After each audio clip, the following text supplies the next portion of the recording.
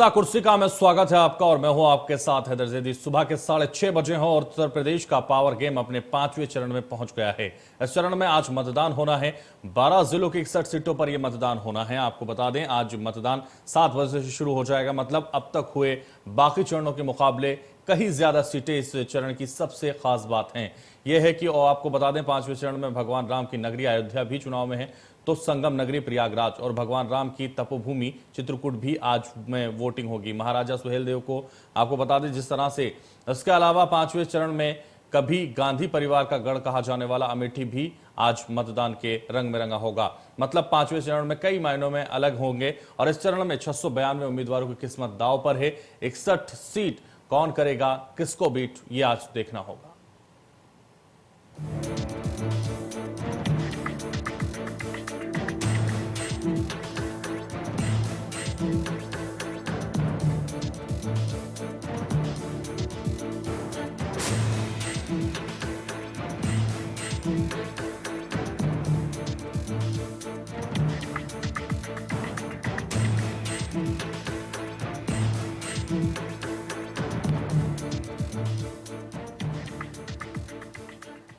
तो उत्तर प्रदेश में 5वें चरण का मतदान आज जो है सुबह 7 बजे से डाले जाएंगे वोट। 12 जिलों की 61 सीटों पर वोटिंग होगी। अयोध्या, प्रयागराज, चित्रकूट में मतदान होगा। अमेठी, रायबरेली, कौशांबी में भी मतदान होगा। प्रतापगढ़, सुल्तानपुर, बाराबंकी में भी आज चुनाव है, तो सुबह 7 बजे से वोटिंग शुरू हो जाएगी। 12 जिलों की 61 सीटों पर यह वोटिंग होने जा रही है। 692 उम्मीदवार मैदान में हैं, जिनकी किस्मत आज ईवीएम में कैद हो जाएगी। कई दिग्गज भी इसमें आज मैदान में हैं।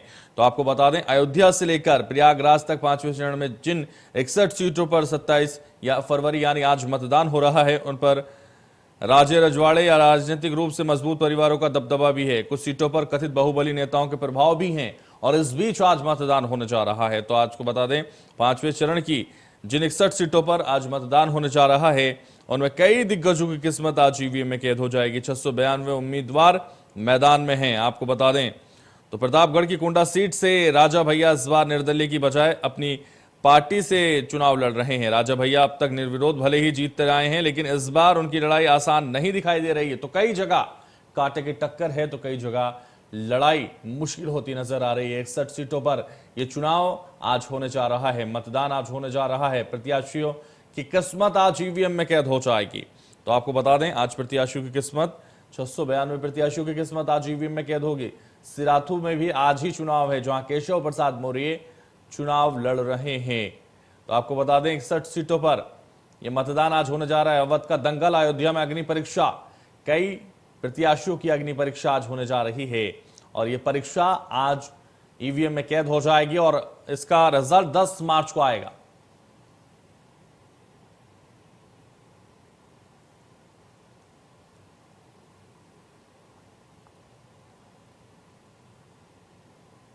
हमारे साथ हमारे संवाददाता जुड़ रहे हैं। राकेश हमारे साथ कौशांबी से जुड़ रहे हैं। राकेश, और सबसे पहले मैं आपके पास ही आना चाहूंगा, किस तरह से उत्साह नजर आ रहा है, क्योंकि आज मतदान होने जा रहा है और मतदान की तस्वीरें क्या बयां कर रही हैं? 7 बजे से वोटिंग शुरू होने वाली।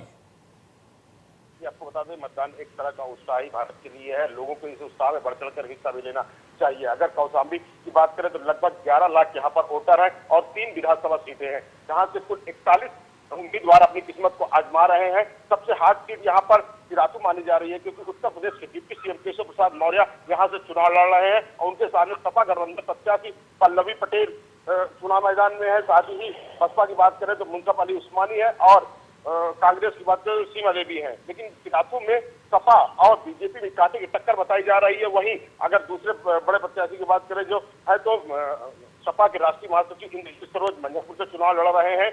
यहाँ पर अगर सुरक्षा दृष्टि से बात करें, यहाँ पे कुल 338 738 मतदेय बनाए गए हैं और 1323 पोलिंग बूथ, जिसमें से 91 संवेदनशील है और 3 विधानसभा के निर्दलीय बनाए गए हैं। तो तमाम निगरानी में चुनाव होने जा रहा है। कौशांबी में भी हमारे संवाददाता संजय मिश्रा हमारे साथ बहराइच से जुड़ गए हैं, गोंडा से हमारे साथ अभिषेक जुड़ गए।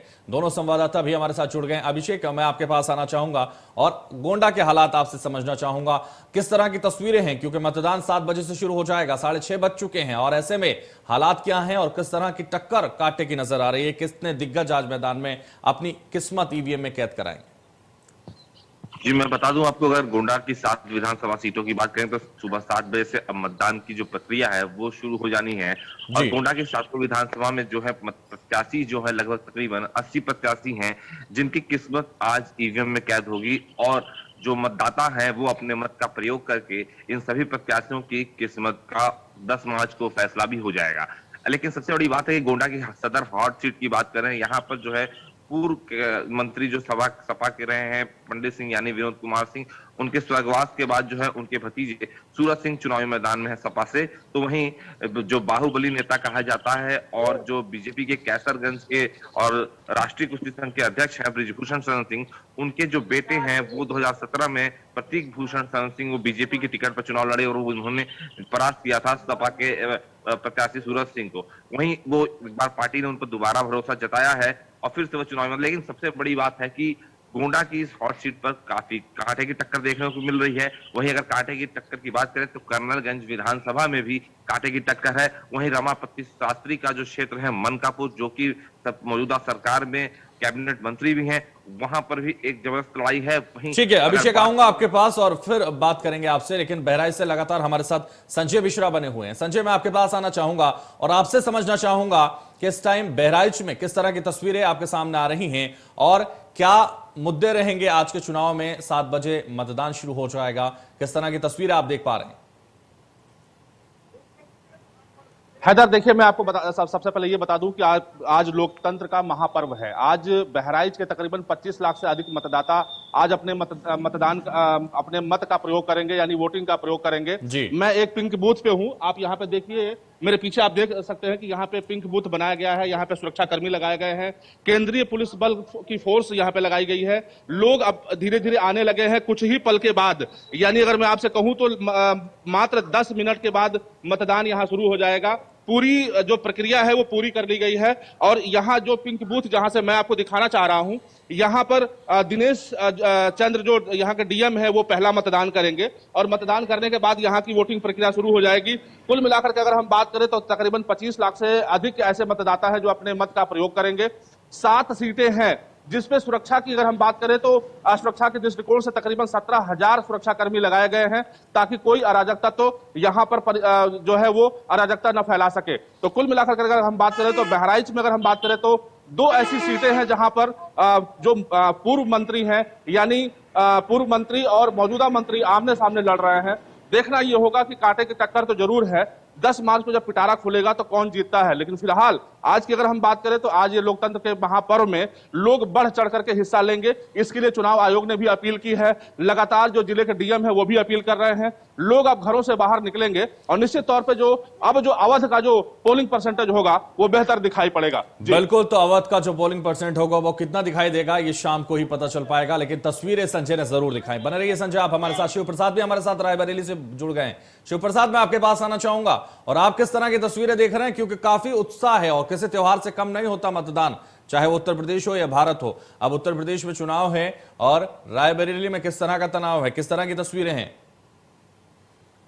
देखिए, रायबरेली का जो एक विधानसभा क्षेत्र सलोन सुरक्षित था, उसको 5वें चरण में आज मतदान के लिए सभी तैयारियां पूरी हो गई हैं और ठीक 7 बजे से मतदान शुरू हो जाएगा। उसके लिए जो व्यवस्थाएं प्रशासन ने की है, आयोग ने की है, बहुत चाक चौबंद है। और ये जो रायबरेली सुरक्षित सीट सलोन की है, ये एक तरह से इसमें कहें कि प्रतिष्ठा जो है केंद्रीय मिनिस्टर स्मृति ईरानी, क्योंकि अमेठी से संसदीय क्षेत्र पड़ता है और स्मृति ईरानी यहाँ की सांसद है। और दूसरी तरफ ये कांग्रेस की जो प्रियंका गांधी है उनके लिए भी बहुत महत्वपूर्ण है। उसी तरह समाजवादी पार्टी ने यहाँ अपने प्रत्याशी जो बाहर के प्रत्याशी हैं पद्मश्री डॉक्टर जगदीश प्रसाद को यहाँ मैदान में उतारा है। तो इस लिहाज से तीनों पार्टियों के प्रमुखों की प्रतिष्ठा दांव पर लगी है ये सलोन सुरक्षित में।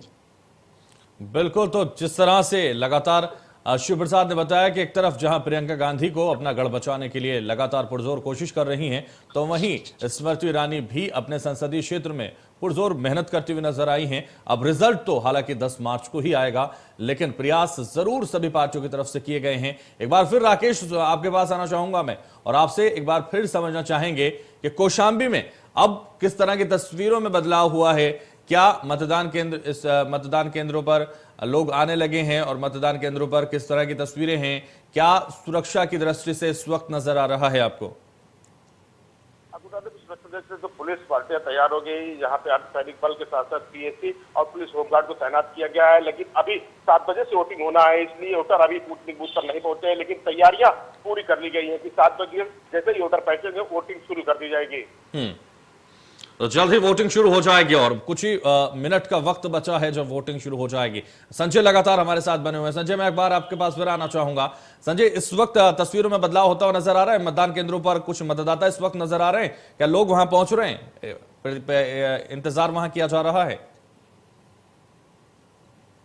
निश्चित तौर पे मैं आपको एक बार फिर दिखाना चाह रहा हूं कि मेरे पीछे आप देखिए कि कुछ लोग यहाँ पे आए हैं। हालांकि इसमें से कुछ लोग ऐसे भी हैं जो कर्मचारी हैं और वो अपनी ड्यूटी का इंतजार कर रहे हैं क्योंकि उन्हें अंदर जाना है और 7 बजे से मतदान शुरू करना है। मैं एक और भी आपको दिखाना चाह रहा हूं कि यहाँ पे देखिए एक सेल्फी पॉइंट भी बना होगा जिसको आप देख पा रहे होंगे, और ये इस सेल्फी पॉइंट का खास मकसद एक ही है कि यहाँ मतदाता आएगा और आने के बाद वो वोट करेगा और वोट करने के बाद एक सेल्फी जरूर लेगा, क्योंकि ये लोकतंत्र का महापर्व है और इस पर्व को हर कोई ये चाहता है कि बढ़ चढ़ करके इसमें हम हिस्सा लें। मैं आपको दिखाना चाहूंगा कि जिस तरीके से यहाँ पे जो केंद्रीय पुलिस बल की जो फोर्स लगी हुई है वो भी यहाँ पे पूरी तरीके से तैनात है। संजय, इर्द गिर्द आपके कुछ लोग नजर आ रहे हैं। संजय, आपके इर्द गिर्द कुछ लोग नजर आ रहे हैं, कुछ कहना चाह रहे हैं, वो उनसे जानने की कोशिश करेंगे क्या वो कितना उत्साह उनके मन में है और किस तरह का इंतजार वो कर रहे हैं। आप वोट डालने आए हैं? जी हाँ। कैसी सरकार चाह रहे हैं? कैसी सरकार बढ़िया, क्या चाह रहे हैं, कैसी सरकार चाहते हैं? कमल चाहते क्या सोच करके वोट देंगे आप? विकास को सोच करके वोट देंगे या और भी कोई मुद्दे हैं? विकास सोच, विकास सोच करके आप भी वोट डालने आए हैं? आप क्या सोच करके वोट देंगे? परिवर्तन चाह रहे हैं। परिवर्तन चाह रहे हैं? कैसा परिवर्तन चाह रहे हैं? अखिलेश भैया को जिताना चाह रहे हैं। देखिए, ऐसा है कि तमाम लोग यहाँ पे अब धीरे धीरे जो आने शुरू हो गए हैं। उनका साफ तौर पे कहना है कि कुछ लोग का कहना है कि हम विकास को सोच करके वोट देंगे, जबकि कुछ लोग परिवर्तन को सोच करके वोट देंगे। यानी कि मतदाताओं के अंदर क्या चल रहा है ये तो 10 मार्च को पता चलेगा, लेकिन फिलहाल आज जो लोकतंत्र का पर्व है यहाँ पे भीड़ देखने को मिलेगी और शाम तक जो है यहाँ लोग अपने मत का प्रयोग करेंगे और देर शाम ये पता चल सकेगा कि बहराइच का पोलिंग परसेंटेज क्या है, क्योंकि बहराइच के लोग जागरूक हैं और निश्चित तौर पर जो पश्चिम से जो पोलिंग परसेंटेज आया है उससे ज्यादा पोलिंग परसेंटेज बेहतर यहां दिखाई पड़ेगा। जी बिल्कुल, ये देखना होगा कि शाम तक कितना परसेंटेज सामने आएगा। लेकिन लगातार गोंडा से अभिषेक भी बने हुए हैं। अभिषेक, मैं आपके पास आना चाहूंगा, क्या तस्वीरों में कुछ तब्दीली हुई और किस तरह की कांटे की टक्कर आप बता रहे थे, एक बार फिर हमारे दर्शकों को बताइए। जी, मैं आपको बता दूं कि पीछे ये मतदान केंद्र है, लेकिन लोग अभी धीरे धीरे, क्योंकि ग्रामीण क्षेत्र का एक मतदान केंद्र है तो गांव में लोग थोड़ा सा देर से निकलते हैं। शहरी वोटर तो अक्सर ही जल्द ही अपने मतदान केंद्रों पे बूथ पे पहुंच जाते हैं, लेकिन लोग अब धीरे धीरे अपने घरों से बाहर निकलने लगे हैं। सुबह की जो दिनचर्या होती है उसको पूरा कर रहे हैं और कहीं ना कहीं अब जो है हलचल दिखाई देने लग रही है। तो इसका मतलब है कि लोग जो अब इस मतदान के जो पर्व है लोकतंत्र का, उसमें जो इस 5वें चरण में मतदान होना है और खास तौर पर अगर तैयारियां जो है वो की गई है जिले में बेहतर स्तर पे कि इस बार जो लोग हैं वो अपने घरों से निकलकर बेहतर मतदान करें, मतदान प्रतिशत में बढ़ोतरी नजर आए, ताकि जिले के साथ साथ जो मतदान के जरिए जो है क्षेत्र का भी विकास होता है। तो इस मुद्दों के साथ और जो जनता है वो अपने काम के नाम पर, नाम के नाम पर, राम के नाम पर और तमाम तरह के जो मुद्दे हैं, विकास, रोजगार, इन सभी मुद्दों को ध्यान में रखकर मतदाता जो है इस बार 2017 के बाद फिर से 5 साल का इंतजार करने के बाद वो 5 साल का जो सरकार का कामकाज रहा है उसको ध्यान में रखते हुए और पूरी राजनीति को समझते हुए वो 2022 के लिए इस 5वें चरण में मतदान करने के लिए निकलेगी।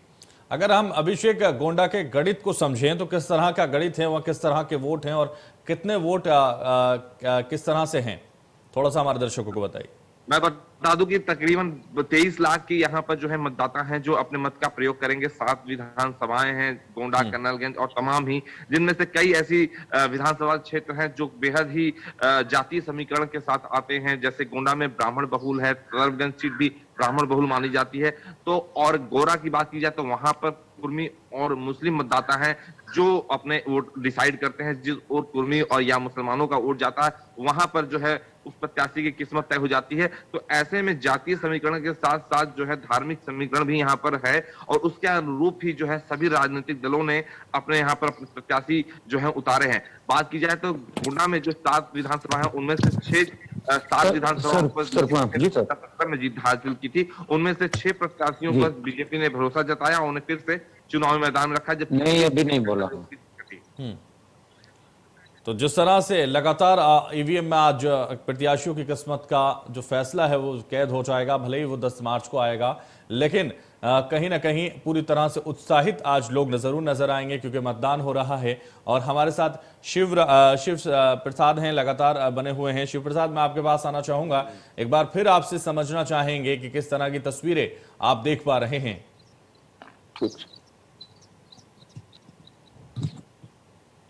शिव प्रसाद, मेरी आवाज आप तक पहुंच पा रही है? शिव प्रसाद तक तकनीकी दिक्कत की वजह से शायद हम नहीं पहुंच पा रहे हैं, लेकिन लगातार हमारे साथ संजय बने हुए हैं। संजय, मैं आपके पास एक बार फिर आना चाहूंगा और एक बार फिर आपसे समझना चाहेंगे कि किस तरह का गुणा भाग यहां होने वाला है, किस तरह से समीकरण यहां बनने वाले हैं और किन किन लोगों के बीच में कांटे की टक्कर बताई जा रही, कौन से दिग्गजों की आज किस्मत ईवीएम में कैद हो जाएगी? हैदर, देखिए मैं आपको बताऊं, बहराइच और कैसरगंज ये 2 सीटें ऐसी हैं जिसपे कैबिनेट मंत्री और मंत्री यानी कि 2 मंत्रियों की जो साख है वो दांव पे लगी हुई है। कैसरगंज की अगर हम बात करें तो मुकुट बिहारी वर्मा जो मौजूदा सरकार में जो सहकारिता मंत्री हैं, वो अपने पुत्र को वहां पर इस समय चुनाव लड़ा रहे हैं और पूरा उन्हें विश्वास है कि उनका पुत्र जीतेगा। लेकिन जिस तरीके से वहां का माहौल है, ऐसे में टक्कर जो है वो कांटे की देखी जा रही है। वहीं अगर हम सदर सीट की अगर हम बात करें तो यहाँ पे पूर्व मंत्री अनुपमा जायसवाल और पूर्व कैबिनेट मंत्री यासर शाह, 2 लोग आमने सामने लड़ रहे हैं। ऐसे में बहुत ही दिलचस्प और रोचक लड़ाई यहाँ पर देखी जाएगी, क्योंकि जिस तरीके से लगातार ये सपा का ये कहना है कि हम जो है वो बदलाव की राजनीति चाहते हैं और विकास की राजनीति चाहते हैं, ऐसे में भाजपा भी लगातार ये कह रही है कि हम संस्कृति की राजनीति कर रहे हैं और विकास की राजनीति कर रहे हैं। अब देखना ये होगा कि जो मतदाता है वो किस ओर अपना रुख करता है।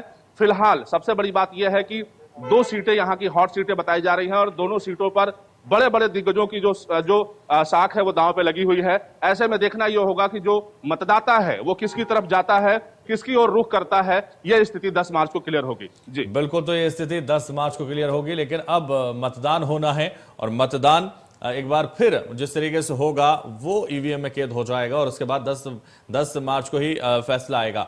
शिव प्रसाद, मैं आपके पास आना चाहूंगा और एक बार आपसे फिर समझना चाहेंगे कि तस्वीरों में किस तरह की तब्दीली आपको नजर आ रही है, किस तरह से लोग वहां पहुंच रहे हैं और क्या लग रहा है रायबरेली में किन के बीच में टक्कर हो सकती है? देखिए, रायबरेली की प्रॉपर बात करें तो रायबरेली की जो 6 विधानसभा सीटें थी उनमें से 5 विधानसभा सीटों का बीते 23 तारीख को मतदान हो चुका है। आज एक सीट बची थी जो कि अमेठी लोकसभा क्षेत्र में पड़ती है, सलोन सुरक्षित सीट को देखा जाए तो ये कम से कम भाजपा और कांग्रेस साथ में सपा के लिए बहुत ही महत्वपूर्ण है। और जो समीकरण है सलोन सुरक्षित का, यहाँ ये सुरक्षित सीट है तो एक तरह से यहाँ जो बीजेपी के विधायक थे, वर्तमान में उनके कोरोना काल में अभी 6 महीने पहले उनका निधन हो गया था, तो बीजेपी ने उनके बेटे अशोक कुमार को टिकट दिया है और उधर कांग्रेस ने अपने जो युवा कांग्रेस के जिला अध्यक्ष अर्जुन पासी को टिकट दिया है। लेकिन जिस प्रकार से ये एक इलाका जो कहते हैं कि पासी बाहुल है और उसके बाद जो आंकड़े हैं करीब 1 लाख के करीब वोटर बताए जा रहे हैं इस सलोन विधानसभा में, तो वो बहुत महत्वपूर्ण है। और सपा ने, इसीलिए सपा ने बाहरी कैंडिडेट है उनके डॉक्टर जगदीश प्रसाद को उतारा है। उसी तरह बसपा ने भी अपने एक स्थानीय महिला प्रत्याशी को उतारा है। लेकिन जो यहाँ त्रिकोणीय समीकरण बना है, बनने के बाद सबसे अहम सवाल है, स्मृति ईरानी के लिए सांसद हैं, केंद्रीय मिनिस्टर हैं और अभी एक दिन पहले यहाँ जब चुनाव प्रचार का आखिरी वक्त था तो प्रियंका गांधी आई थी, वो भी एक तरह से आक्रामक रूप अख्तियार करके बता रही थी कि ये हमारी विरासत है, यानी कांग्रेस की कर घूम रही है। शिव प्रसाद, ये मान लिया जाए कि जहां एक तरफ प्रियंका गांधी को अपनी जमीन बचाने की पूरी तरह से चुनौती है, तो वहीं स्मृति ईरानी को अपने संसदीय क्षेत्र बचाने की पूर्ण चुनौती के साथ वो काम कर रही हैं। जी हाँ, मान के तो हम यही चल सकते हैं कि दोनों तरफ से ये प्रतिष्ठा बचाने का सवाल है। लेकिन जिस प्रकार से समाजवादी पार्टी ने एक अपने प्रत्याशी उतारा है तो उनका भी रोल जो है अहम लग रहा है, उनके लिए भी ये प्रतिष्ठा से बनता जा रहा है ये चुनाव। तो बिल्कुल प्रतिष्ठा दांव पर लगी हुई है और ये प्रतिष्ठा आज ईवीएम में कैद हो जाएगी। हालांकि 10 मार्च को यह साफ हो जाएगा कि किसकी प्रतिष्ठा बची और किसकी गई, लेकिन आज कैद जरूर हो जाएगी ईवीएम में। लगातार आप बने रहिए हमारे साथ।